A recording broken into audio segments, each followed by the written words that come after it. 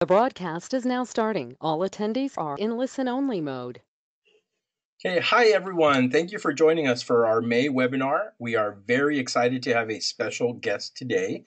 Our new executive director, Dr. Bern Jimenez, is here, and she's going to give us some wonderful strategies for making the most of our summer break. Thank you, Danny. How is everybody doing? I hope you're well and enjoying some of the nice weather that we're having, at least out here.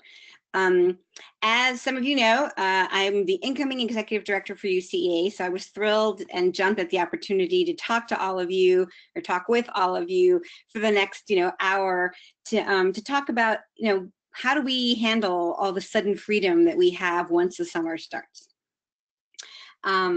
I've got some slides here that sort of guide my conversation, and then I know there were some questions that were sort of sent before, so I've prepped some of those. But if at any point you have a question, please put it into the chat. I'd like it to sort of be very, much more organic than just sort of a sit and get. So please put things in the chat, and as things come up, we will address them. So the things to talk about today, I would think it's always start to sort of who we are, and I'm going to take sort of a executive director privilege and just spend a little time talking to you about who I am and how I got to where I'm at, and hopefully in a way to help you think about crafting your own story. This idea of finding your bliss, I think, is really important and particularly pertinent in the summertime. So we'll talk a little bit about what that means or what it means to me. Thinking about reframing the summer, oftentimes we put so many expectations on, oh, wow, I've got 2 whole months of absolutely nothing to do. I'm going to get everything done. So just sort of stop and talk a little bit about how you can reframe the summer to make it something that's enjoyable. And then lastly, sort of this idea of getting to work. How do we go through this, and what do we do? And I think even though, I know I'm talking to mostly graduate students here, I think a lot of what I'm going to be talking about is also part of the work that we do as academics. After a crazy semester, you think, oh my gosh, I've got these 2 months of uninterrupted time. I'm going to do everything. And we find out very quickly that that's not always going to be the case. So where did your research journey start? I actually think this is a really important question. And even though it might seem to be sort of off topic, I think it's really important that you are able to think about, reflect, discuss, name, frame, all the words that we talk about where your research journey started, and how those experiences that you've had along the way have impacted who you are now, what you're interested in studying, and why you're interested in studying it. Some of you who may have spoken to me or have heard me talk before, I talk a lot about how research is me search, and this idea of understanding what the me is in your research and holding on to that through this process of development. And so there's a picture of me when I started school, very happy child. But this idea that I grew up in predominantly white institutions, predominantly white schools, predominantly white communities, and understanding that there was always some level of difference, and feeling very separated from who I was. And I know Danny and I have talked a little bit about this, that at home I was one person, in school I was another person. And so for me, part of the research journey has been, how do I put those two people back together again? And I think as I started my doctoral work, that became more and more important to me. How do I put myself back together again, in a way that will let me develop a voice, but then also make a contribution to the field. So, I mean, as you continue working in your own areas, really thinking about where did your journey start and how is that shaping what you're doing now? Also, I wanted to share a little bit about, where I've come from. My educational career started in New York City as a public school teacher. I worked mostly in the South Bronx, worked mostly in underperforming schools, worked almost exclusively in schools that were high students of color, high ELLs, and high poverty. And I think, again, that's super important to the kind of educator that I became, and the interests that I have around justice and equity for all kids. My degrees were in Michigan and Teachers College, again, two very predominantly white institutions, and both challenging in many different ways. But what was nice about them is at Michigan, I was able to have the full-time graduate student experience. I didn't, I was just a young graduate student, and thankfully they gave me some money and I was able to just go to school full-time. By the time I got to my doctoral degree, I had been working for a while, and one of the things I did not want to stop doing was work. And so I was actually a full-time practitioner while I was a full-time student. Around that time as well, once I decided to do my dissertation full time, and I resigned from New York City Public Schools, I ended up working for the Accelerated School Center. And the Accelerated School Center has a philosophy that we try to create and work with schools that are the kinds of schools we would want our own children to attend. And so through that effort, we did a lot of district level improvement, school level improvement, and classroom level improvement. And again, I think it's important to sort of name my journey and how I got to academia, and where my interests and why my interests are the way they are, and the importance to me, again, of issues of equity and justice for all of our kids. And I come up with these guiding questions because I think these guiding questions have taken me years to develop. They weren't immediately apparent to me when I was in my doctoral work, or even soon after my doctoral work and I was a young faculty member. I think I've been crafting them over time. And these guiding questions don't just guide, quote unquote, my research, but they also guide my leadership, they guide my teaching, they guide my service, and they guide the way that I think about leadership and how I do the things that I do and why I want to do those things. And again, for me, steeped in creating learning spaces, and again, creating learning spaces not just in K-12, but also in post-secondary work and graduate level work, and even among us as faculty, we need learning spaces too. So how do we create those in ways that are strength-based as opposed to deficit-based? The second one is around centering leadership and different kinds of leadership. That's become a stronger theme in the work that I do, both in my own research, but then also in working with emerging faculty and graduate students. How do we come to understand different definitions, different visualizations, and different enactments of leadership, and bring those to the center to inform everything that we do. And again, I offer these guiding questions as a way for you to be thinking about, well, what are going to be my guiding questions? What are going to be my life questions? And how are those related to the work that I'm doing now? How are those related to the work that you hope to do as a faculty member, or if you decide to go back into the K-12 arena? What are going to be your life questions, and how are you going to use those to guide and measure the work that you're doing, and whether you're coming to your work in a real, authentic way?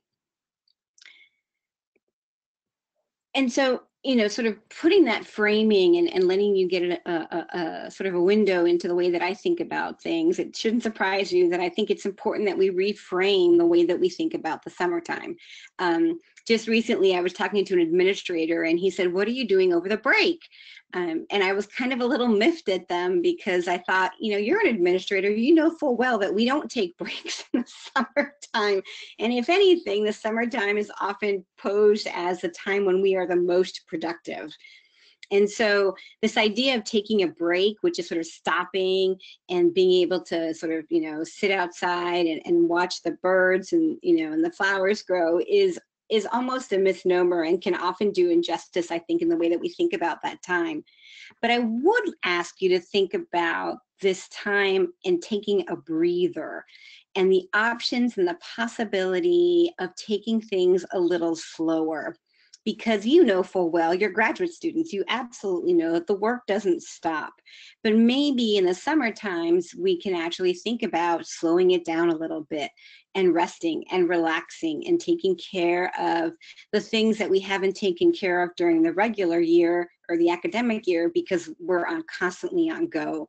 And I think the importance, and I think one of the things that's really important about thinking about this is taking a breather, is also allowing your brain to wander a bit. I have always found, even to this day, that if I put something away for a little while and let my unconscious mind think about the paragraph or the sentence or the question or the finding or whatever it is that I'm working on, when I come back to that work with sort of a little bit of rest and an opportunity to breathe, I'm able to see something that I wasn't able to see before. And oftentimes we think about, well, if I'm gonna go take a walk in the woods, I'm wasting time. But in reality, you're giving your unconscious mind an opportunity to work on that issue that you're having trouble with.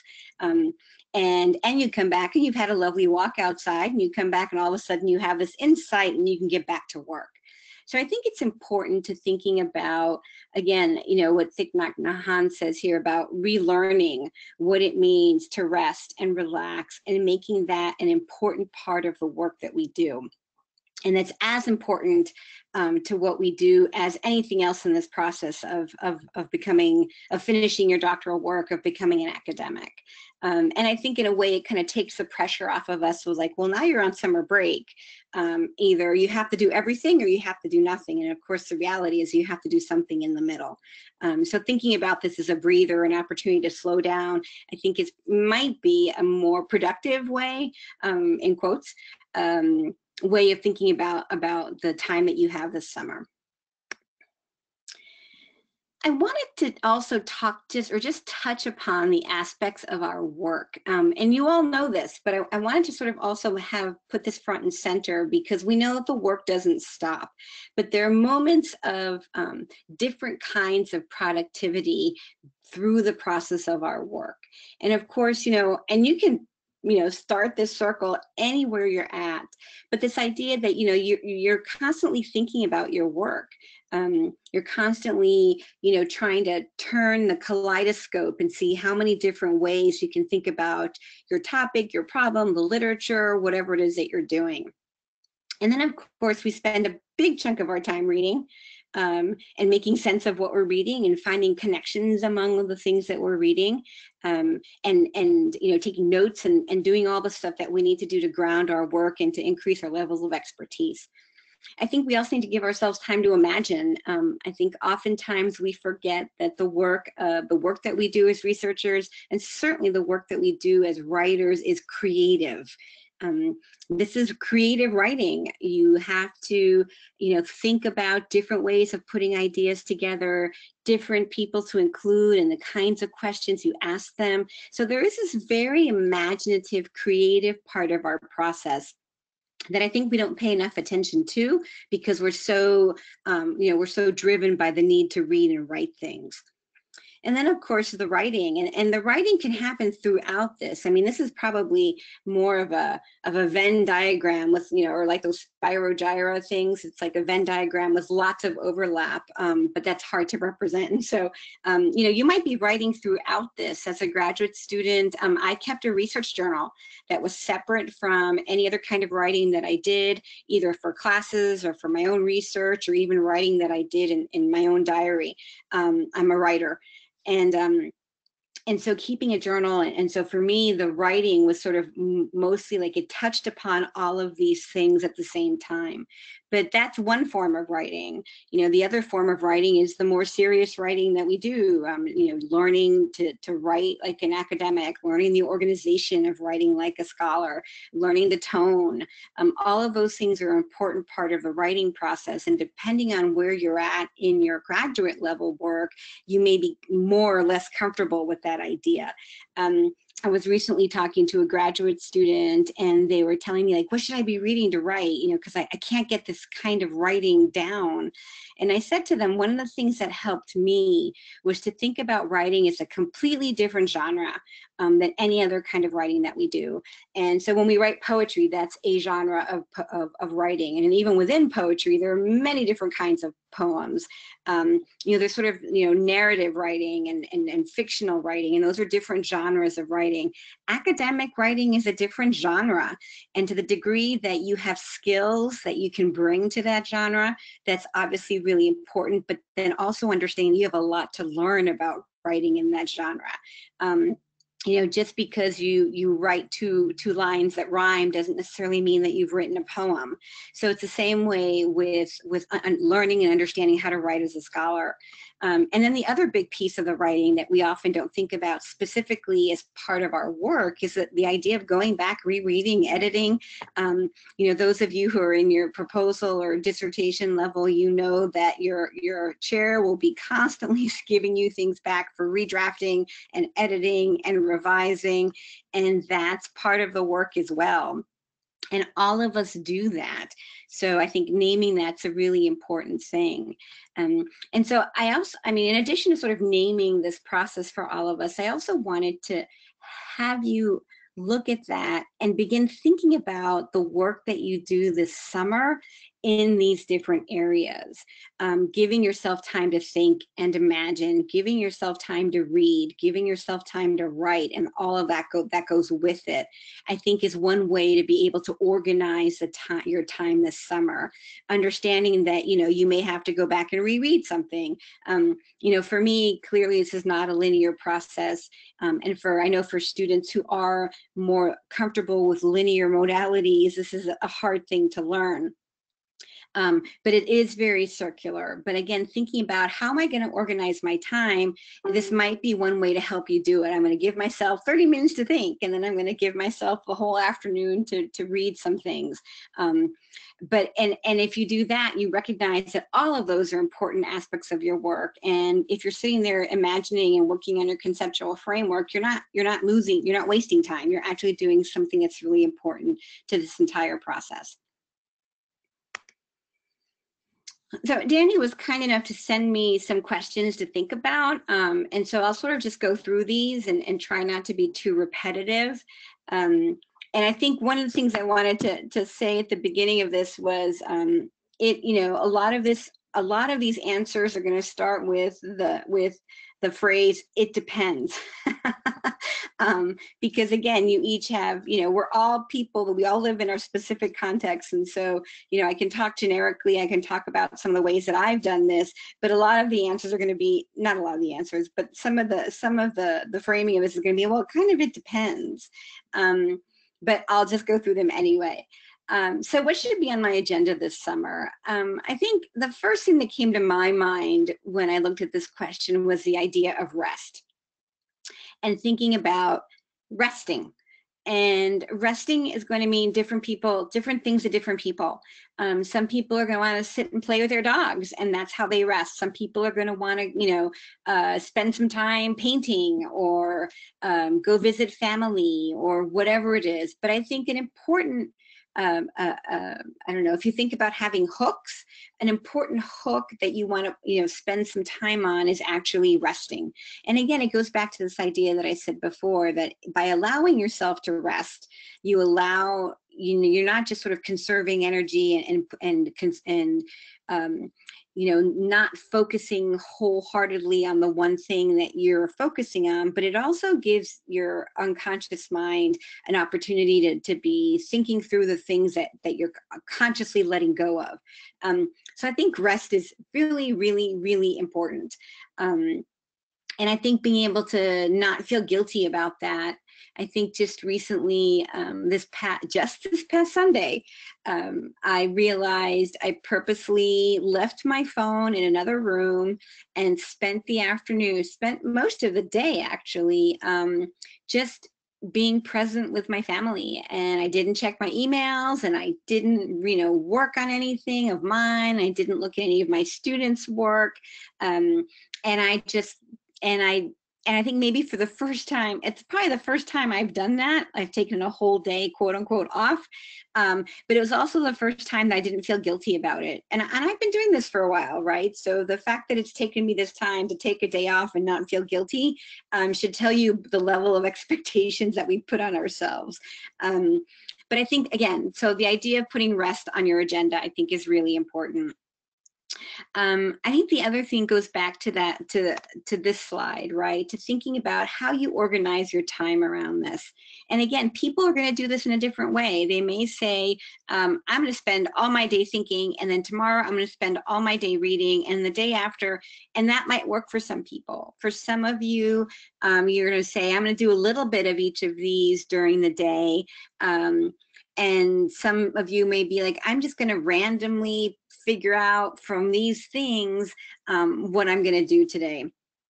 But I do think it provides a way for you to think about how to organize your time. I think the other thing on your agenda should be, oh my gosh, I just forgot what I was going to say. So resting, thinking about your work, thinking about something that you have not been able to do, I think is another good way of organizing some work over the summer.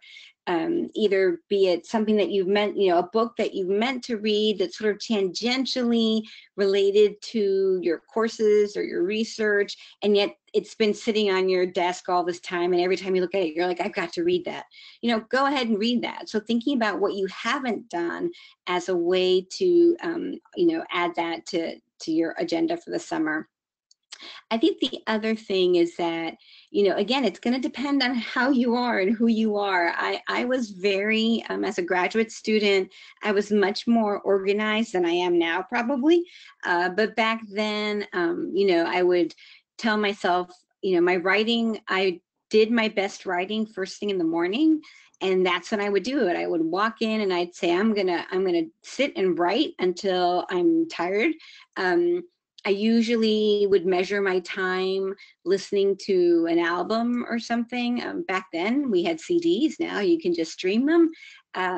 But the length of an album is what I would try to write. And if at the end of that album I still felt I had more to write, I would listen to another album. And so that's how I measured my time, rather than thinking I'm going to sit here and write for 3 hours today.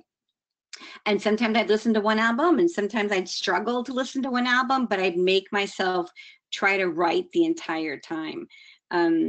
And then I would get up and take a break or whatever, and then I'd come back, and depending on where my head was, I would try to edit it, or maybe I would dive back into some of the imagining, my conceptual framework.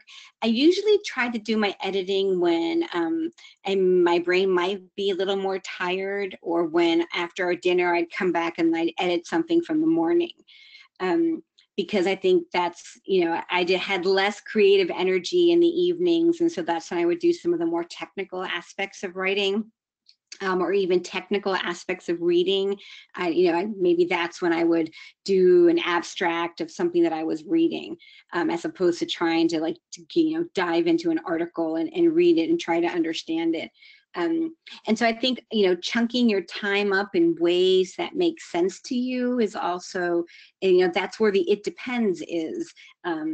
If you have family, or if you live with your parents or take care of your parents, or if you have young children, that's obviously going to change the way that you organize your time. Also, knowing who you are and what kind of learner you are is also really important. Because as I said, back then I would get up first thing in the morning and I'd sit down to write, because that's when I had more clarity. Now, actually, I do some of my better writing in the evenings, just because I've got meetings first thing in the morning, and I've got other things going on during the day, and I just don't have that kind of time anymore, even in the summertime. Even in the summertime, I do try to do my writing first thing in the morning. So concentrating on preparation for the fall, I think that's going to be, again, sort of a more temporal notion. I would not recommend you working on the fall semester now. And I think part of it's because it can be a distraction, and prepping for the fall might be easier than doing some of your own work. So let me prep for the fall, and that way I'll feel like I'm doing something. So I would put the fall away as the distraction, and just leave it there, out of sight, out of mind, for at least June and July. Maybe come August, or depending on when your semester starts, I would sort of open up, take that box out of the closet and open it up and start thinking about what I need to do for the summer. I think that's, for the fall, I think, again, one thing I tell my students all the time is that, you feel like you can check something off of your list. And that makes you feel like you're doing your work, but it's almost a way of avoiding the real work that you have to do. I think there were questions there about, sticking to dissertation. Yes. Focusing on my advisor's research, that's a really interesting question. And I think it's interesting because of, the nature of the politics among human beings. There are politics inside every program. There are politics within faculty, and students, and to ignore that, I think, would be a disservice to you all. So focusing on your advisor's research, there's a couple of, it depends there. One of them is, does your advisor's research align with your own? If it does, then absolutely, because working on their research means that you're working on some of yours. Is your advisor paying you to work on projects, or to help them with their research? Are you a graduate assistant or something like that? If you are, then yes, you have to dedicate a certain amount of hours every week to working on your advisor's research. If there have been conversations between the two of you about, helping them with their research, that's been ongoing, and that's an expectation they have, I think you can continue to do the work, but then you also need to have a conversation around, this is a good time for me to do my work. And so you can talk to your advisor about helping you set boundaries to make sure that you're able to do the kind of work that you want to do on your own research. And hopefully you have an advisor who's going to be open and respectful of that. I would hope that most advisors would understand that for graduate students, the summer times are their most productive time, especially once you're getting ready for dissertation and proposals, and absolutely if you're at the defense stage. Again, this idea of hours and days a week I dedicate to writing and working, again, that's one of those it depends questions. I think, if you like the structure of, I'm going to be sitting at my desk by 8 o'clock every morning, I'm going to work until 10 or 11, and then I'm going to go and walk the dogs and come back and have some lunch. If it helps you to have that kind of schedule, then by all means do it. If it doesn't help you to have that kind of schedule, then creating a schedule and then not being able to meet the schedule only kind of undermine your work and your productivity, and even your willingness to go back to get back to work. I think, there are many ways in which we undermine ourselves, and many ways in which we resist doing the harder work of writing and thinking that needs to happen, particularly at the research stage. So I think understanding that, and again, who you are as a learner, I think, I think particularly for those of us who have families, thinking about, time is something that has to get negotiated. And I think that's another interesting way of sort of thinking about the breather, where time can be a little more loose in the summer than it can during the regular academic year. And so you have wiggle room in the summertime, usually, to play, to go to a concert, or to play with your nieces and nephews or your children, or anything like that. And so thinking about making sure that you carve time out to do that. And the other thing I've talked a lot about with my students too is the idea that I'm going to have to, students often, it's all or nothing. I'm either going to do all my day working, or if if something happens, you have to go to the dentist and you come back at noon, you're like, oh, I haven't done anything. I can't do anything for the rest of the day. And so really sort of pushing back against this all or nothing thinking is really important, especially in the summertime. So again, how you organize your hours, how you organize your weeks is really going to depend on who you are and where you're at in your process. I do think though that, and one thing that I do every morning, actually I try to do it the night before. The night before, when as I'm getting ready to go to bed, is when I make my list of things I'm going to do tomorrow. I think it's sort of, for me, it's a nice way to decompress and get things off my list. But then it's also that way I don't start the morning thinking, oh my gosh, let me make my to-do list and have it be as long as my arm. So I do write out a list, and I break the list up into sort of, from where I'm at right now, sort of administrative things I need to get done, service things I need to get done at my university, service things I need to get done for the profession. So, any reviews and things like that I need to do. I have a list of the personal things I need to do. And then I have a list of the writing that I need to do. And so, like I said, every afternoon I have it all in one journal. And that journal is only for my to-do lists. I find that helpful because then I can go back in case I forgot anything, or I can go back and see how long it took for something to come off of my list. But it's a notebook that I have for these things. And then the other thing I do sometimes, especially when I'm feeling a little overwhelmed, I'll do one of those like graphs about things that are important but not pressing, and things that are pressing but not important. It's like those T graphs, or like a graph. I can't think of the word right now. But there are things that are not important that are pressing and that you can get rid of really quickly. And then there are things that are important, that are pressing and important, and I make sure I star those and get rid of those right away. But it also helps me balance, because sometimes if you do that, you realize something that you thought was important actually isn't terribly important, or it can be of less importance than you think it is. And so again, that helps you then sort of rearrange and free up your time.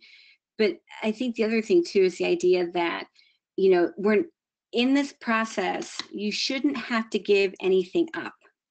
You may have less time to do it in, and so you may need to curtail a little bit of it, but you shouldn't really have to give anything up. I think about, if you're a binge watcher and you love Big Bang Theory, and you could sit and watch, 3 or 4 hours of Big Bang Theory back to back to back. Well, now that you're in graduate school, or now that you're at your dissertation level, you know what? You can only watch an hour of Big Bang Theory every day or whatever. And so, it's sort of this all or nothing idea. You shouldn't have to give anything up. You just may need to curtail it for a little bit, and you may need to curtail it just for a couple of years.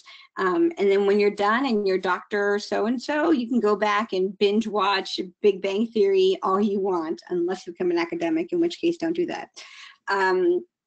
Publication opportunities to the summer break. I don't think there are too many of those.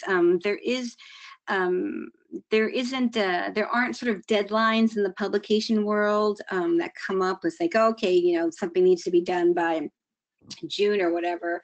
I think the one thing around publication opportunities, and this is something you might be able to raise with your chair or your faculty advisor, whoever you're working with, around doing a review or helping them with their reviews.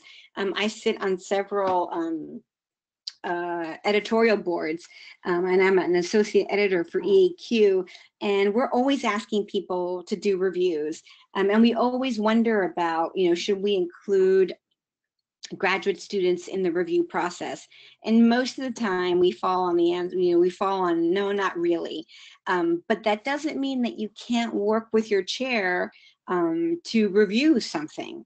And I think part of what's really important about doing that kind of service is that, one, you sort of see the state of the field, which is a great learning opportunity, sort of what's what's really current in what's happening in the field.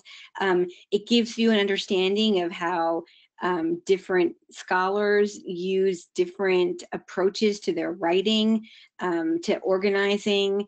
And then it also is an opportunity for you to think about, how do I give critical, supportive feedback to authors? And so with some of my students, when I've been asked to review something, I'll often give them the manuscript and say, what do you think about this? How would you review this? And then I go ahead and do the review. But then before I submit it, we kind of talk about, did they catch what I catch? Did they catch something I didn't catch?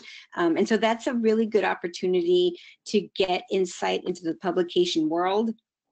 And so, as I said, you might want to talk to your chair about that, or your advisor about that, and see if that opportunity exists in your institution, in your discipline, or whatever.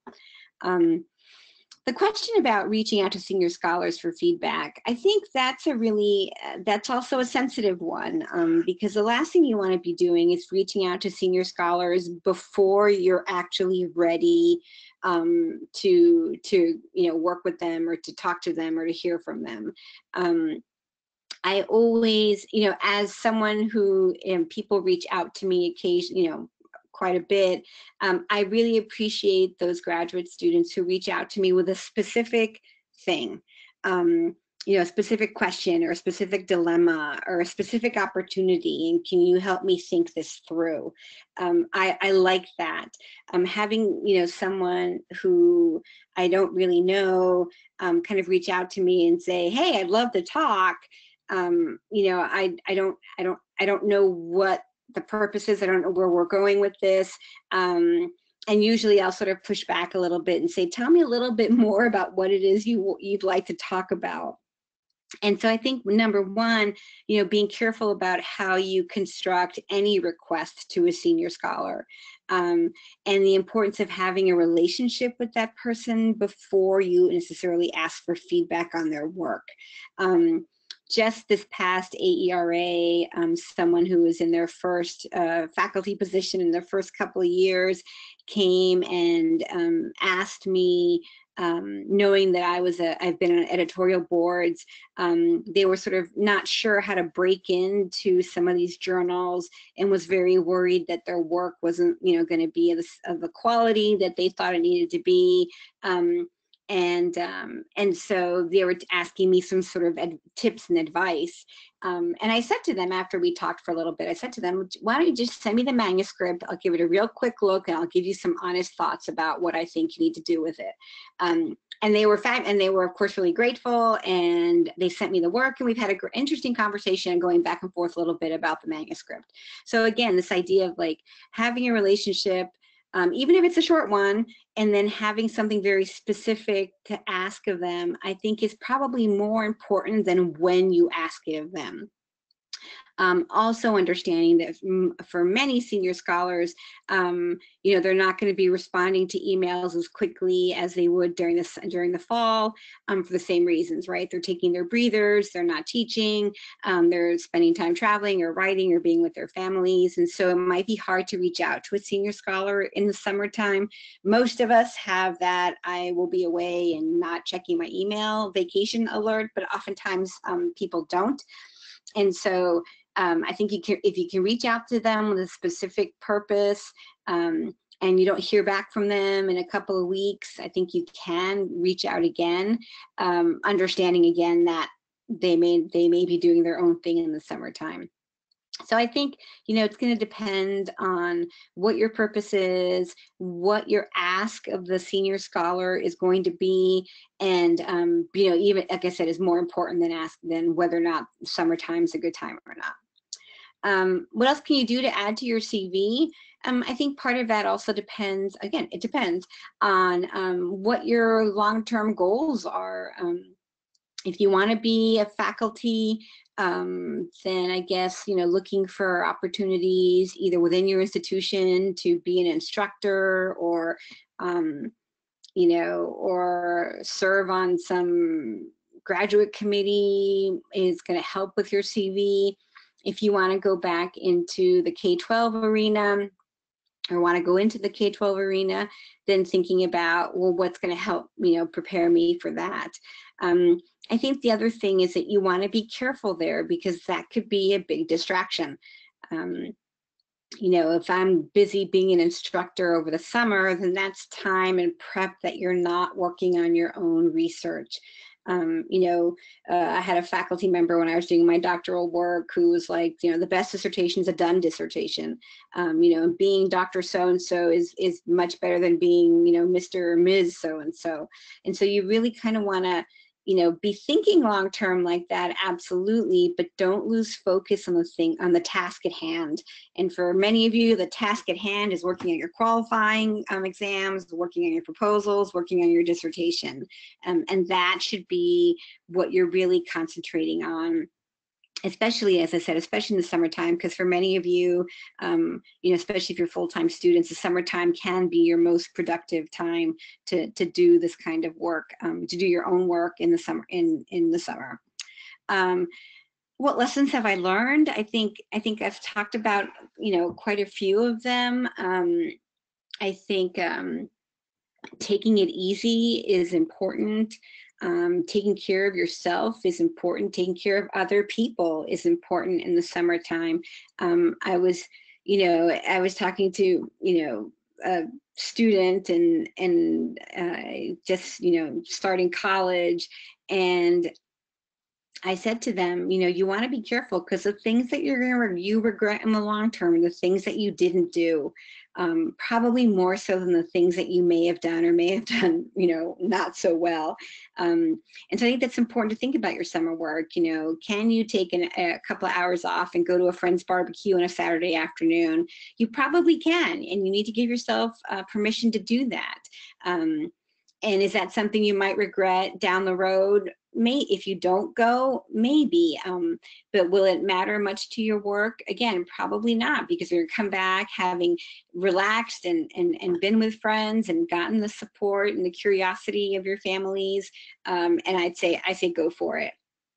So this notion of balance, I know we talk about that a lot, I think is really important, particularly in the summertime.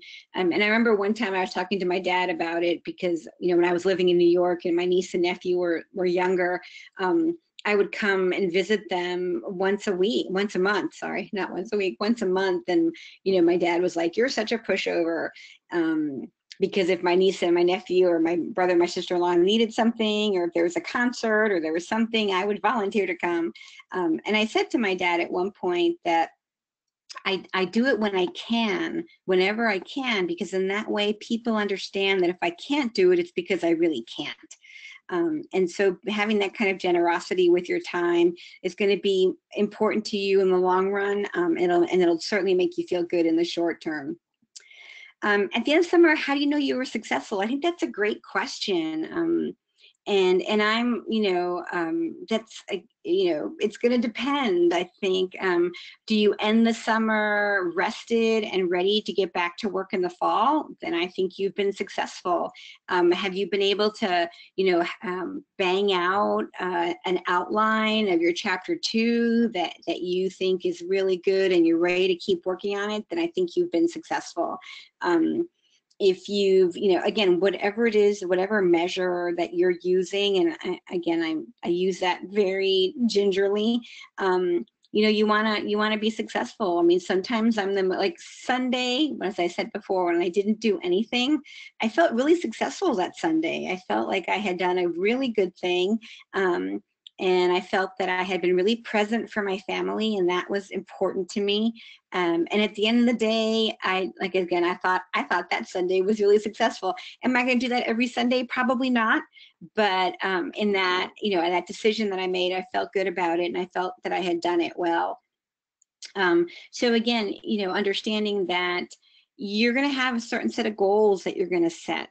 And hopefully those are goals that are around, around your writing, around your research, around your the reading and the thinking that doing research entails. You're going to have some goals, personal goals, social goals. You may have goals around something you didn't get to do, right? Like doing some service project or doing something like that in the summertime because you don't have time. Going and volunteering at the animal shelter may be a goal that you have for the summer because you can't do that during the regular school year. And so you're going to have these goals. And I think any movement towards those goals should be considered success. Achieving every one of them is also successful, but if it's come at a cost for you, then maybe less so. But I think because one thing you probably hear a lot from your own faculty is life gets in the way, and you have to be prepared to be responsive and to sort of rethink and shift what you've been working on in order to meet whatever it's happening, an opportunity or something's happened in your family, or your chair has got this great opportunity for you to do XYZ that you can't say no to, and then you're gonna have to readjust everything. So I do think having an agenda, setting some parameters around the time and the tasks that you're doing, setting some goals for the summer are all important things, with the caveat that you've got opportunity to negotiate with yourself around those, to be more responsive, to be a little more flexible in the summertime, I think is probably both one of my biggest lessons and will help you be successful during the summer.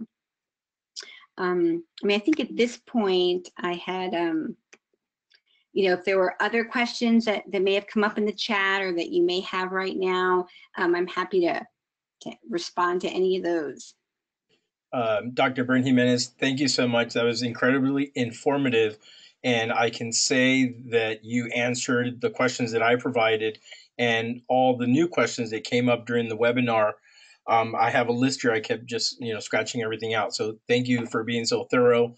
I've already had emails asking me for the link to the recording from participants that weren't able to make it. So I know this webinar is going to be very helpful, and it's going to have some legs even after today. I do have one tiny question that I want to ask. You mentioned the Big Bang Theory, so no spoilers. Did you watch the finale? I did. And I thought it was very good. Okay, I agree. I thought it was very good. If anyone hasn't watched it, do that soon. When you take your breather, make sure you watch that finale. That's right. So anyone that's listening to the webinar right now, if you do have questions that you might think of after the fact, please feel free to send them our way. We will be more than happy to get those answered and send them back to you. So right now, if it's okay with you, I'm going to share my screen and talk about some upcoming events. Yes, absolutely. All right, let's see if this works. And okay, not yet. Hang on one second. I have to stop showing mine. Is that what I have to do first? Yeah, go ahead, see if that works. Okay. And all right. So bear with me, guys. Okay, here we go. We do have another webinar coming your way on June 21st. This one is hosted by Dr. Joseph Spearman Levitan and Dr. Kayla Johnson. They're both from McGill University. If your research or research interests involve marginalized communities, I think this is definitely a must attend for you. The title is Doing Good Research Well, Socially Just Approaches for Collaborating with Marginalized Communities as an Outsider. This is going to be a special webinar as well. And we do have other webinars planned for later in the summer and for early fall, but we do take suggestions. So if there's a topic that you would love to see in one of our future webinars, again, feel free to send us that request via email. You can email me, dm9ab@virginia.edu, and I will make sure that we add that topic to our lineup.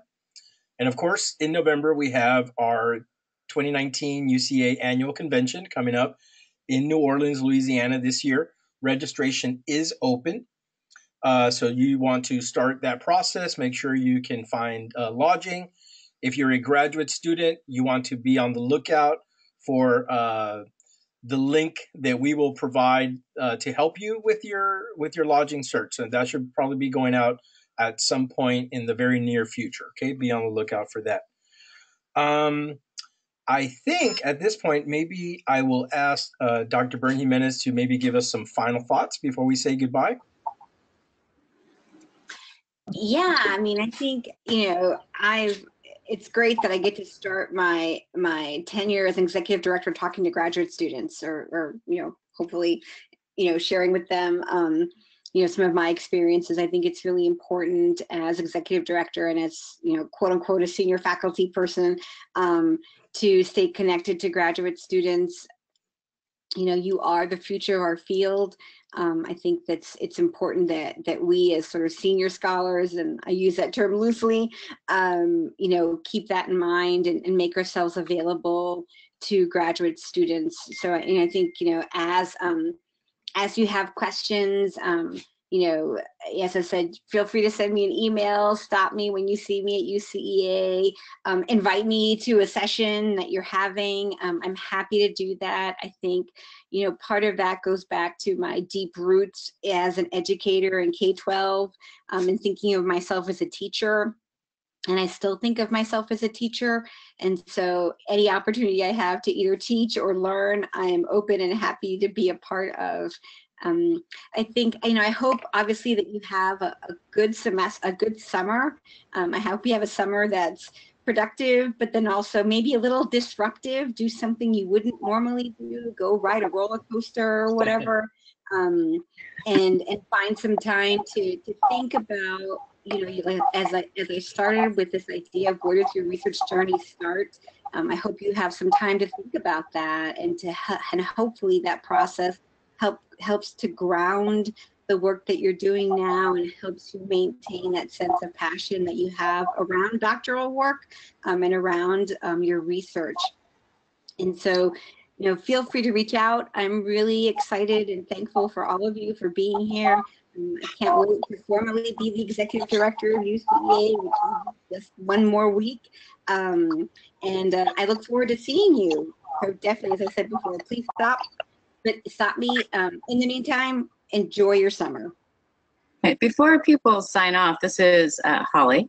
And again, Monica, thank you so much. We're excited to have you, and your support for graduate students has always been very strong. So we're really excited to see your ideas for Jackson Scholars.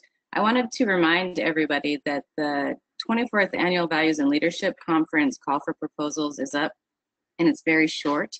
And the window for proposals is open through June 30th. So if you go to valuesandleadership.wordpress.com, you can look at that. So we know that UCEA window closed, and you may or may not get your stuff accepted to that. So there'll be time for you to get into the Values and Leadership Conference, which is Wednesday night and all day Thursday as a pre-conference to UCEA. So take a look at that if you want to have another opportunity to present at a conference. Okay, well, Yeah. I'm sorry, go Thanks, ahead. Holly. Oh, sorry, Danny. I just want to say thank Holly for all the work that she does to support our grad students. And obviously, thank you, Danny, for putting this together and doing the yeoman's work behind the scenes. Always a pleasure. And thank you so much for your time. I hope everyone has a great day and a great weekend, and we'll see you next month.